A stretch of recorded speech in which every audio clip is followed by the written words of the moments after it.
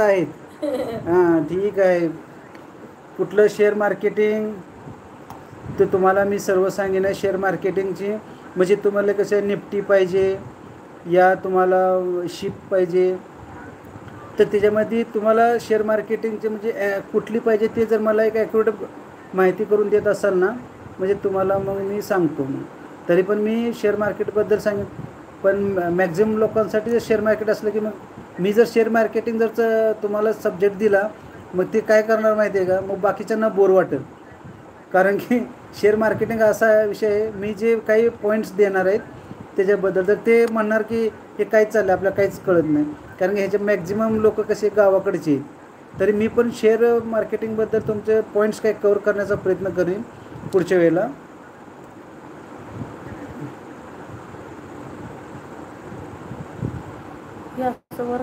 नाही एक पॉईंट बघा हे निमो आरवने एकदम हां निमो आरवने याने विचारलेलं आहे 1 तास घ्यायचं रिलॅक्स खास जगायचं.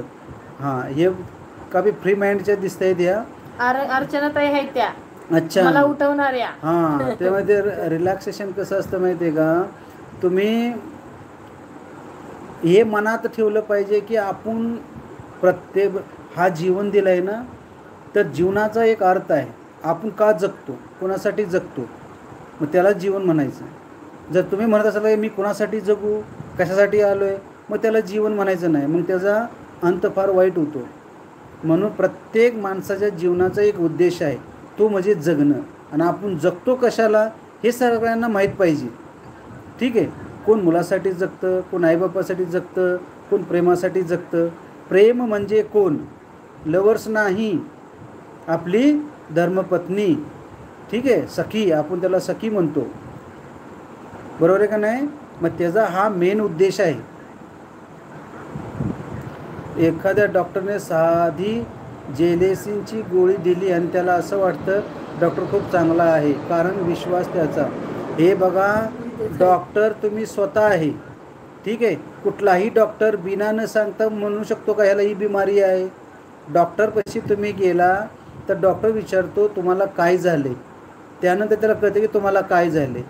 तसंच आहे तुम्ही जोपर्यंत तुमच्या मनातल्या गोष्टी दुसऱ्याला सांगत नाही तोपर्यंत तुमचं मन हलकं होणार नाही. मग तुम्ही असं जळत राहणार काय बाई ती पुढं चालली आणि मी मागं राहिली असंच करत राहणार. मग त्याचा नवरा एवढा भारी हे आमचं बघा असं बसलंय, त्याचं पोरगं एवढं पुढे गेलंय आमचं कार्ट बघा असं बसलंय. असं व्हायला नको. कारण की ज्या व्यक्तीला तुम्ही आपले ज्या मनातल्या भावना व्यक्त करणार आहेत ती व्यक्ती आपल्या विश्वासातील पाहिजे. नाहीतर ज्या व्यक्तीला तुम्ही हे शेअर करताय तीच व्यक्ती पुढं काय करते तुम्ही जे सांगितलेलं त्याचा गैरफायदा घेते. लक्षात ठेवा. याचं उदाहरण म्हणजे आपण एखाद्या व्यक्तीला आपल्या मनातल्या सर्व गोष्टी सांगून टाकतो आणि नंतर काही दिवसांनी आपल्या मतभेद होतात आणि नंतर तुम्ही ज्या गोष्टी त्याला सांगितलेल्या आहेत त्याच वस्तू त्या गोष्टी ते बाहेर काढतात आणि काय म्हणतात होय गं तूच म्हटली होतीस की असं, होय गं तुझंच ठीक नाही, तुझं अशी आहे. त्यामुळं काही गोष्टी सांगताना आपल्या मनावरती थोडं ताबा ठेवा आणि ज्या लोकांना सांगणारा आहे तो आपल्या विश्वासातला पाहिजे याची खात्री करून घ्या. वडिलाचे नाते कसं असावं यावर बोला.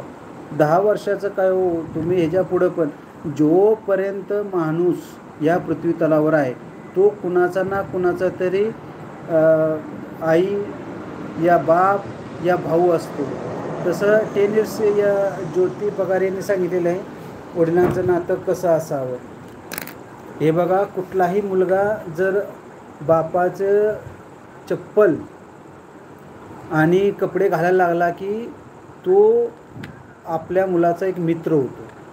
म्हणजे मुलं लहान असू दे ना मोठे असू दे बाप म्हणजे त्याचा मित्र असतो आणि मित्राप्रमाणेच त्याला वागवलं पाहिजे. त्याचा आता असं आहे नाही की त्याच्यावर रेस्ट्रिक्शन घालणं. त्याच्यामध्ये कसं असतं बाप मुलांचे जे गोष्टी ते शेअर केलं पाहिजे. नाहीतर त्याला रेस्ट्रिक्शन करत राहिला तर मग ते काही गोष्टी सांगणार नाहीत. नाहीतर मुलं बापाला सगळ्या गोष्टी सांगतात. ठीक आहे. याचा त्याच्या मनातल्या जे गोष्टी आहेत त्याचा आदर केला पाहिजे.